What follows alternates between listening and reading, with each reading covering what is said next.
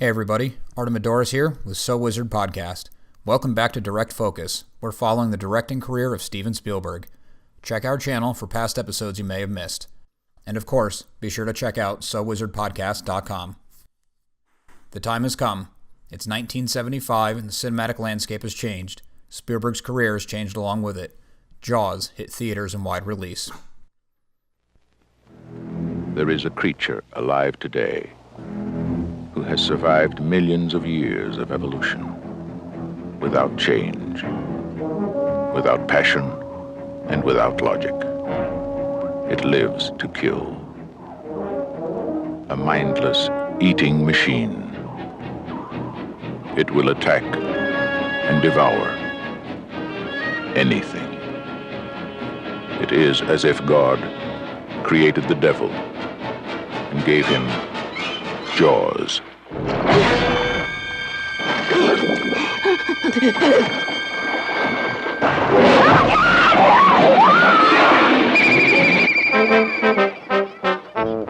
This is Universal's extraordinary motion picture version of Peter Benchley's best-selling novel, Jaws. I just found out that a girl got killed here last week, and you knew it. You knew there was a shark out there. You knew it was dangerous, but you let people go swimming anyway. Did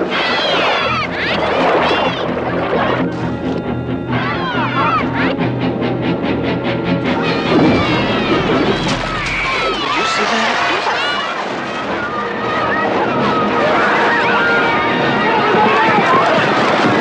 It's all psychological. You yell barracuda. Everybody says, huh? What? You yell shark. We've got a panic on our hands on the 4th of July. Is it true that most people get attacked by sharks in 3 feet of water, about 10 feet from the beach? Yeah. What we are dealing with here is a perfect engine, an eating machine. We're not only going to have to close the beach, we're going to have to hire somebody to kill the shark. Bad fish, but I'll catch him and kill him. Did you hear your father? Out of the water now! This shark, swallow you whole. You're gonna need a bigger boat. That's a 20-footer. 25. 3 tons of them. Hurry up, he's coming straight for us. Don't screw it up now. Don't wait for me. Now! Shoot!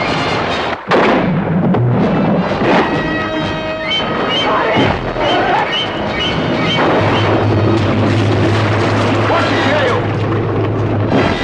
Give him room! I can't! He's trying to run! Oh! Come quick! I can't hold it! Hurry! Break it up! Brody!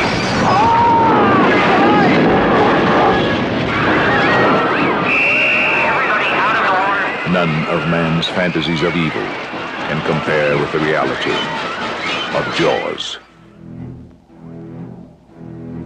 Roy Scheider, Robert Shaw, Richard Dreyfuss, Jaws. See it before you go swimming. Jaws is actually credited with being the first wide release. That's not technically true. Jaws is also credited with creating the summer blockbuster season. That is mostly true. Another movie that would change the cinema would hit in 1977 and solidify the Hollywood summer movie season. Here's a quick synopsis if somehow you haven't seen Jaws by now. A massive great white shark wreaks havoc near a beach resort town during peak summer season. The local police chief, Brody, a bookish marine biologist, Hooper, and a man of the ocean, Quint, are tasked with hunting down this shark. Jaws is a prime example of less is more filmmaking. Ingenuity, lack of technology, lack of funds, and technical problems actually made Jaws an incredibly effective and creepy thriller. The production had 3 animatronic sharks to serve their purposes. These sharks were constantly a problem.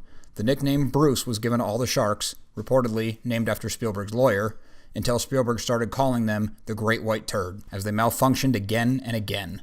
There were probably other, less courteous names given that journalists at the time didn't report on. Problems with the production were so bad that the 55-day shoot, with a $3.5 million budget, ran up a total of 159 grueling ocean shooting days and $7 million. That'd be almost $34 million today. A budget that big today is basically commonplace, but at the time, it was nerve-wracking for Universal and Spielberg.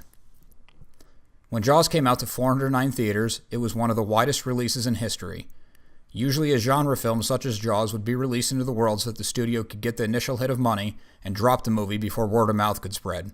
Way to have confidence in your projects. Jaws had staying power. Just over 2 weeks into its run, it expanded to 464 theaters. By day 59, it was on 954 screens and hit the milestone of $100 million gross. All the problems the production had, all the extra time, all the extra money, was made up and forgotten about in 3 weeks. The patrons of Amity Beach aren't the only ones who feared going back in the water. Jaws has ruined the ocean for many moviegoers over its life. The fact that the shark in the movie is mostly a regular shark adds a lot of credibility to the story. I don't mean that Spielberg trained a shark to perform, though if anyone could, it'd be him. Maybe James Cameron and his love for the ocean. What I mean is that Bruce didn't have human-type motives. He wasn't a megalodon. He didn't plan, plot, or scheme. He was an animal doing what he was created to do, admittedly a little more aggressive and a little more frequently than is normal. The main trio of characters in Jaws are almost as memorable as the exceptional score done by none other than John Williams. Roy Scheider, Robert Shaw, and Richard Dreyfuss make a great on-screen team-up. Behind the scenes, things went a little differently. Shaw had a real problem with alcoholism to a Dr. Jekyll and Mr. Hyde level. The alcoholism likely played a role in the off-camera tension between Shaw and Dreyfuss. Luckily, everyone in the cast is a talented professional and funneled all their problems into making the action on-screen that much more potent. My initial video for this incredible cinematic achievement ran almost 20 minutes. Direct focus isn't here to gush, but to bring attention to projects. Jaws doesn't really need any help, even so many decades on. The movie is still loved by movie fans of all ages. Screenings still pop up with regularity. You can tour many of the filming locations in Martha's Vineyard, and Universal Studios still has Jaws on its studio tour. Lines from Jaws have made their way so deep into pop culture psyche, people repeat them without consciously realizing they're still quoting the movie. Thanks for tuning in. We're at a really exciting time in Spielberg's career. Be sure to check out SoWizardPodcast.com. Also, remember to subscribe to our channel and let us know what you think about the show in the comments or on social media.